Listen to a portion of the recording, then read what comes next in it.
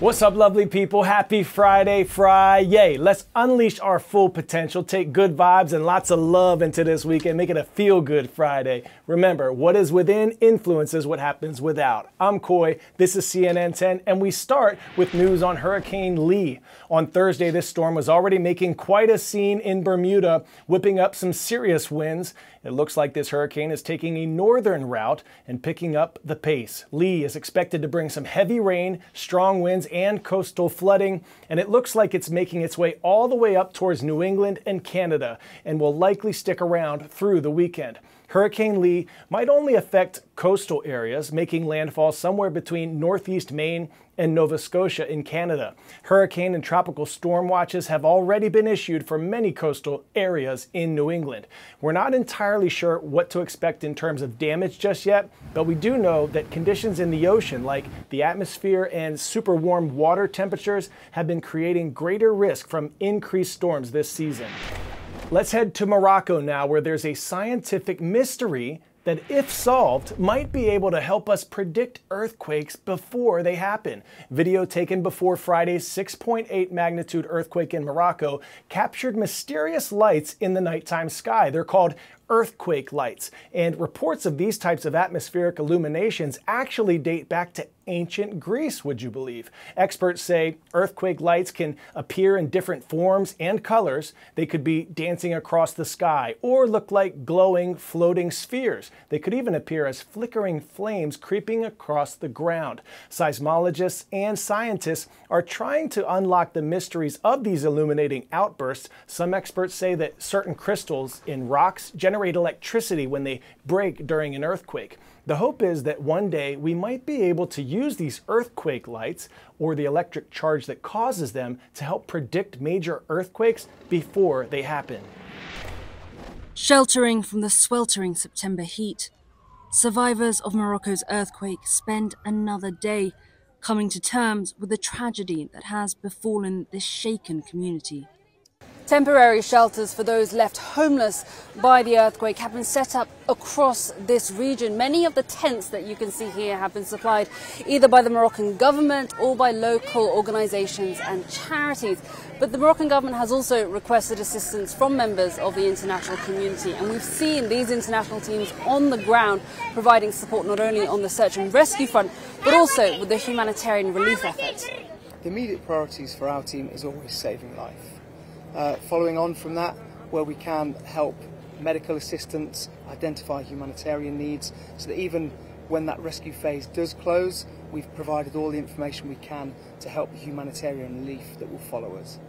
Across the quake zone here in Morocco, there has also been an outpouring of support from the local community, with donations of food, water and medication. On a toujours le besoin au niveau des tentes. But volunteers here tell us they still need more tents and, crucially, long-term support with the rebuild effort. The government says the reconstruction of homes lost in the disaster is a priority. But for so many impacted families, there is no telling how long it'll be before they have a real home to return to. Let's talk now about the future of AI, or artificial intelligence, the science of making machines that can think like humans while also processing large amounts of data in ways that humans can't.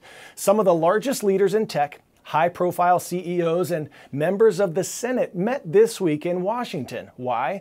They were in deep conversation about the future of AI regulations, and they had some serious words of caution about AI, including the potential impact on humanity, like potentially putting humans out of jobs, or what might happen if it's not used responsibly and regulated correctly. But it wasn't all doom and gloom. They also chatted about how AI could be a total game changer in a good way for our future society. To give us the lowdown on all this AI drama, here's CNN's Tech Whiz, Brian Fung.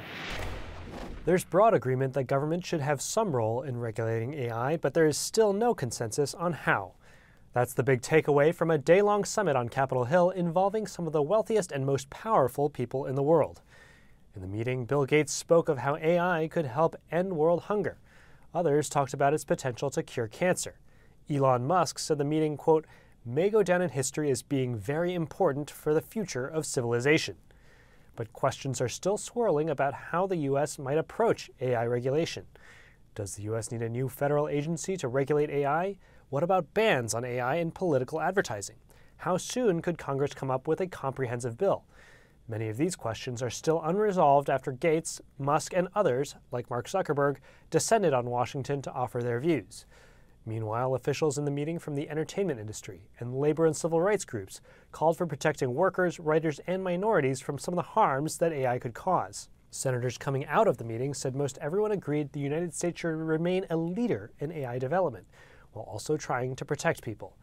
But outside of the meeting room, some lawmakers took issue with how the sessions were closed to the public.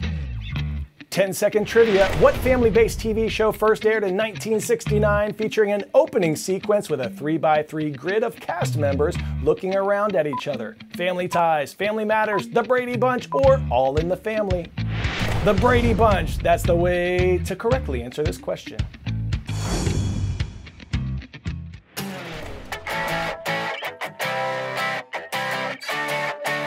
Here's the story of the home better known as the Brady Bunch house. It's in Studio City, California. The iconic house sold this week for $3.2 million. The inside was designed by HGTV a few years ago to replicate the original sets used on the show. Pretty cool. It's like stepping back in time, but despite the nostalgia, the property actually sold for millions under the asking price.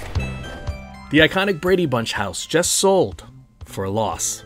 Purchased in 2018 for $3.5 million, HGTV spent $1.9 million renovating it to replicate the sets from the hit TV sitcom.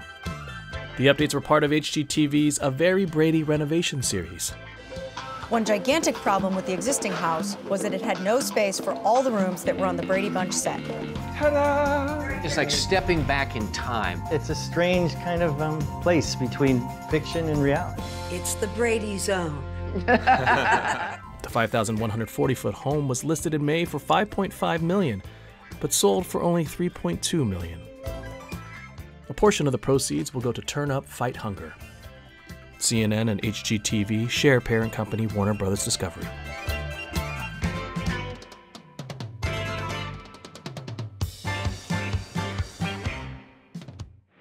All right, thanks to all of you out there for the shout out requests on our CNN 10 YouTube comments section. Remember, whenever our channel hits 800,000 subscribers, and we're close, my producer Jeremy said I can do 2 shout outs every show. Today, much love to Dunwoody High School in Georgia, especially the girls flag football team, hitting the YouTube channel all the time. So great meeting some of you this summer. Rise up, shine bright this weekend, y'all. Remember, you are more powerful than you know. I'm Coy. This is CNN 10. It's been a blessing to spend this week with you.